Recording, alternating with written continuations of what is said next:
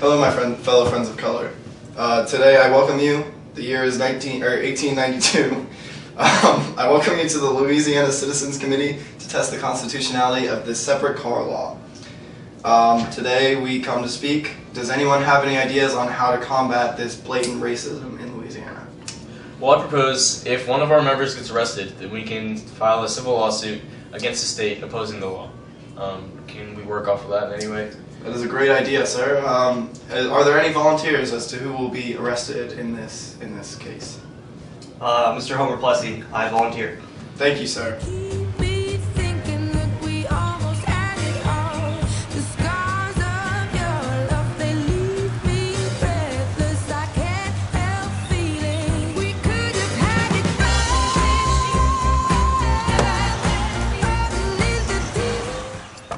Afternoon, sir. Excuse me, sir. I'm going to need to see some ID.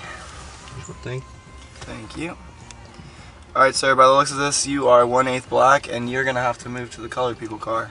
The only way I'm leaving this train is if you make me. Alright, sir. I'm going to have to arrest you. Come with me.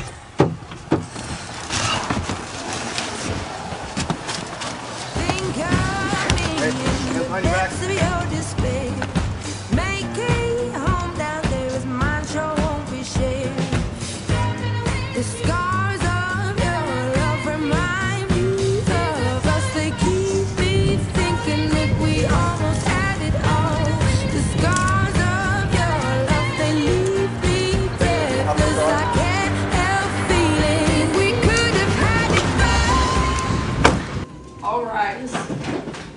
Let the proceedings of Plessy versus Ferguson begin. The court is ready to hear the plaintiff's case. Thank you, Your Honor. The Constitution is colorblind.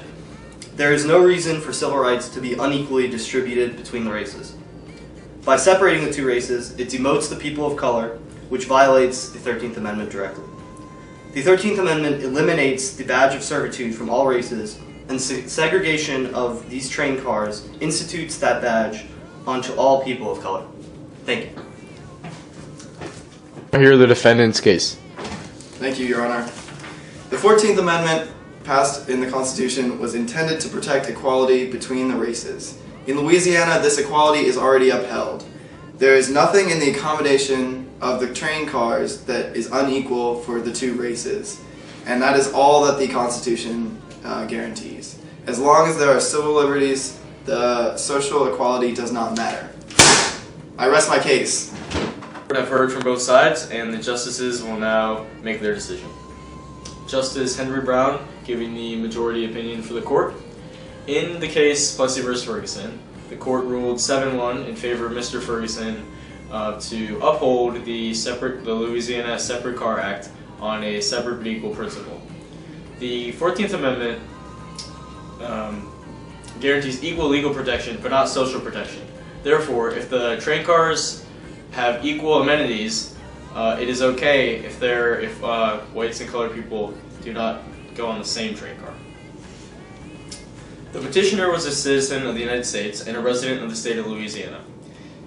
He was 1/8 black and 7/8 Caucasian. That mixture was not discernible to the visual eye, but legally he must sit in the colored car. He is still entitled to all the rights of an American citizen, regardless of race. On June 7th, 1892, Mr. Plessy paid for a first-class ticket from the Eastern Louisiana Railroad. Then he took a seat in the white car and was asked by the conductor to leave the car and move to the colored car after it was found that he was 1/8 black. When he refused to comply with such a request, he was arrested by the police officers and taken to jail. In jail, he was charged with having violated an act of the General Assembly of the state, which was the Louisiana Separate Car Act. Based on these findings, the court rules in favor of the defendant. John Harlan with the dissenting opinion in the case of Plessy v. Ferguson. The Constitution does not tolerate any social classes. The separate train law forces a badge of servitude on people of color, which violates the 13th Amendment directly. In respect of civil rights, the Constitution of the United States does not permit any public authority to know the race of those entitled to be protected of such rights. Every true man has pride of race, and under appropriate circumstances with the rights of others, his equals before the law, are not to be affected. It is his privilege to express such pride and to take such action based upon it as he seems proper. I deny, however, that any legislative body or judicial tribunal may have regard to the race of citizens which the civil rights of those citizens are involved.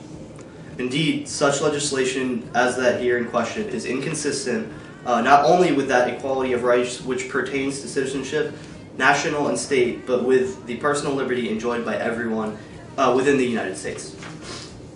It was said in argument that the state of Louisiana does not discriminate against either race, but prescribes a rule applicable alike to white and colored citizens. But this argument does not meet the difficulty. The thing to accomplish was, under the guise of giving equal accommodations for whites and blacks, to compel the latter to keep to themselves while traveling in railroad passenger coaches. The fundamental objection, therefore, to the statutes is that it interferes with the personal freedom of our colored citizens. If a white man and a black man choose to occupy the same public conveyance on a public highway, it is their right to do so, and not for government intervention to take place.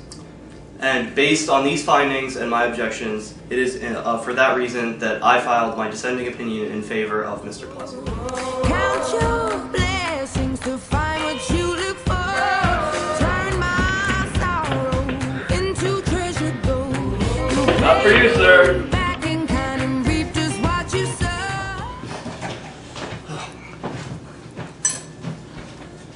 Excuse me, sir, I'm ready to order. Sir, I noticed that you're a man of color, and you're gonna have to move to our colored section. This is only for whites only. It's clearly of equal proportion, so it's okay by the law. Okay. I'll sort you. Here. Up squat. Go around, take your order in about 5 minutes.